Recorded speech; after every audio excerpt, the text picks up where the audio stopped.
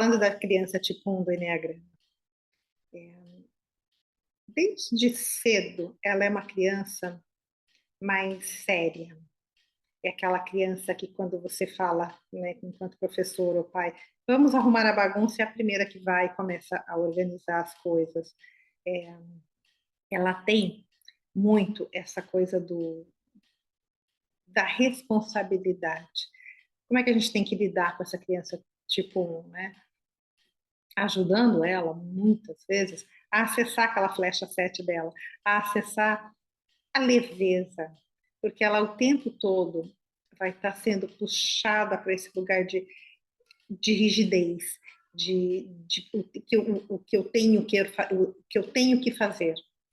Então, enquanto pais, educadores, entender que essa criança é tipo 1 e não colocar tanta pressão, porque ela já é muito autocrítica, isso faz toda a diferença. E a criança tipo 2? A criança tipo 2, ela é emocional, né? Ela está sempre muito atenta ao outro. O olharzinho dela tá para ajudar, para entregar. É aquela criança que chega em casa às vezes e você fala: Nossa, você comeu todo o seu lanche? Não, eu dei para minha amiga. Ela está o tempo todo se colocando à disposição. E o nosso trabalho com relação a essa criança é observar e o tempo todo trazer ela para esse lugar de filha. Você também é importante, o filho, né? Você também é importante. Para de deixar as suas vontades de lado para agradar o seu amiguinho ou agradar a mamãe ou o pai. A gente tem que ter esse olhar muito atento à criança tipo 2, porque senão ela vai entrar nesse looping de estar o tempo todo se colocando muito à disposição do outro e se esquecendo mesmo de si. A tipo 3, né? A criança tipo 3 é aquele que já se coloca uma pressão muito grande desde pequeno. Ele tem que ser o melhor jogador, ele tem que ser o melhor aluno da sala. É uma crença, né? Independente de pai e mãe estar incentivando isso, de que ele tem que se mostrar como o melhor naquilo que ele está fazendo. E nós, como pais e educadores, o nosso trabalho com esse trezinho lindo é com que ele respire, com que ele encontre atividades que ele goste de fazer, mas que ele não tenha necessidade daquela performance toda.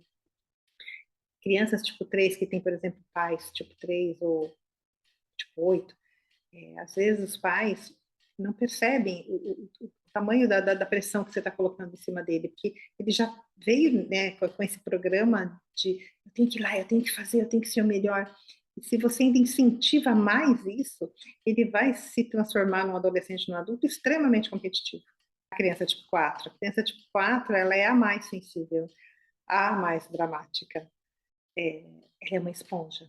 Se vocês, casal, né, se a família está passando por uma questão difícil, ela é a que vai somatizar muito mais do que os outros filhos.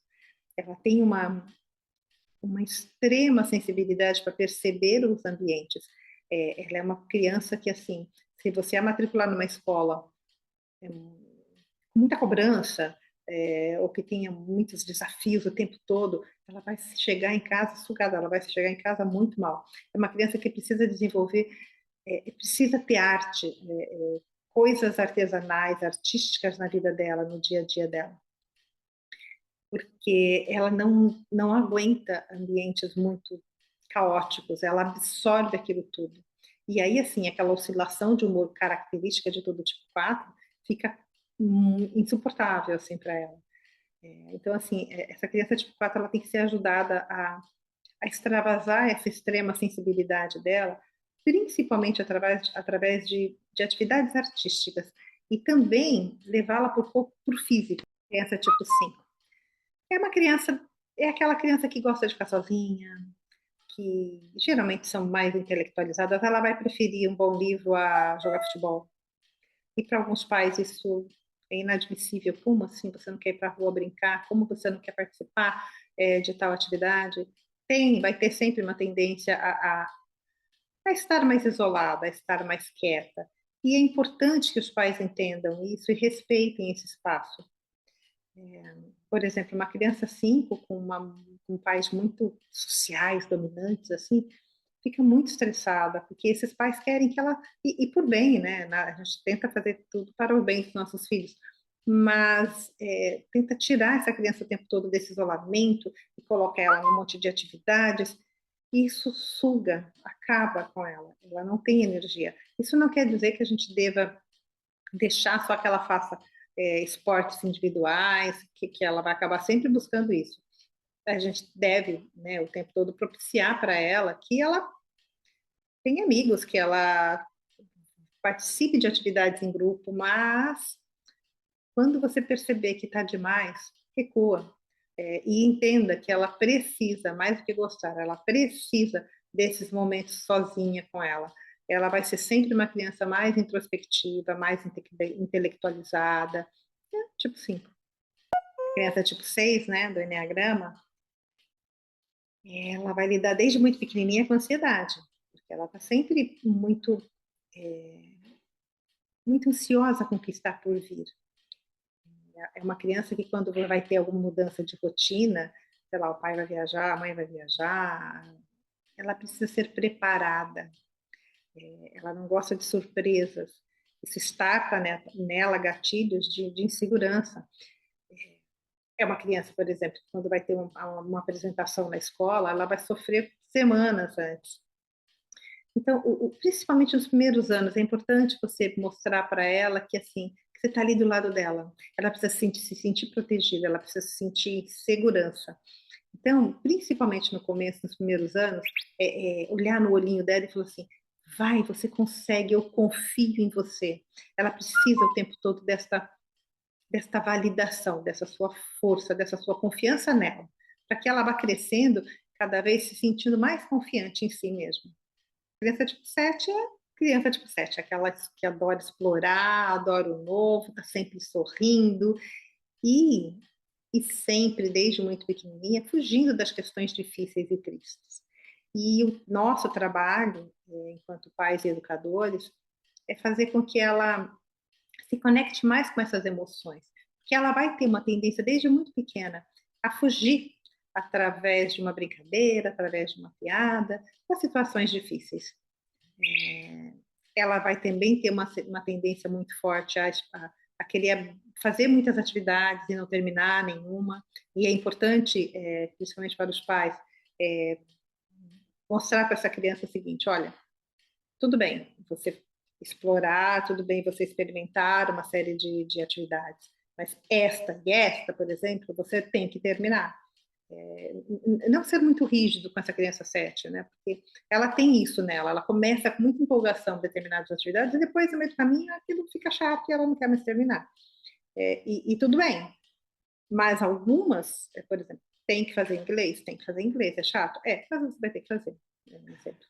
Então, assim, tem que mostrar para ela, ajudar ela a direcionar, porque o 7 precisa de disciplina, senão ele vai se perdendo naqueles múltiplos interesses, naquela gula pela vida que aquele 7, que aquela criança 7 tem. Então, tipo 8, a gente fala que ela já é mandona desde pequenininha, ela dá ordem, ela põe o dedo, do jeito dela, tem uma força muito grande, né? Desde pequenininha, uma força para realizar, para fazer, uma assertividade muito grande. E o nosso trabalho é ajudar essa criança a acessar um pouco da fragilidade dela, da inocência dela. De vez em quando, colocar ela no colo e propiciar momentos para ela em que ela pode ser vulnerável, em que ela pode se encostar, em que ela pode, não, que ela não precisa estar tão na defensiva o tempo todo. Fazer com que ela observe melhor as pessoas, que ela controle aquela impulsividade. O 8 é muito impulsivo. Quando criança, então, ele é muito mais. A criança tipo 9, né? A criança tipo 9 é a boazinha, é a simpática, é a que não dá trabalho. E essa aqui você precisa ter muita atenção com ela, porque ela também vai ser aquela que vai se deixar de lado, que a amiga vai roubar a boneca e ela vai ficar quieta e não vai falar nada, ela não vai se defender. Ela desde muito nova ela começa a desenvolver esse sentimento de menos-valia, né? Então é importante para os pais dessa criança, o tempo todo está virando para ela, mas por que você não foi? Por que você não falou? Por que você não brigou quando a sua amiga, por exemplo, tirou a sua boneca? Trazer esses questionamentos para ela com muita frequência, para que ela comece a se olhar, a se perceber, porque é uma tendência muito grande a se colocar de lado, a ser a boazinha da turma, a não brigar, a não se valorizar.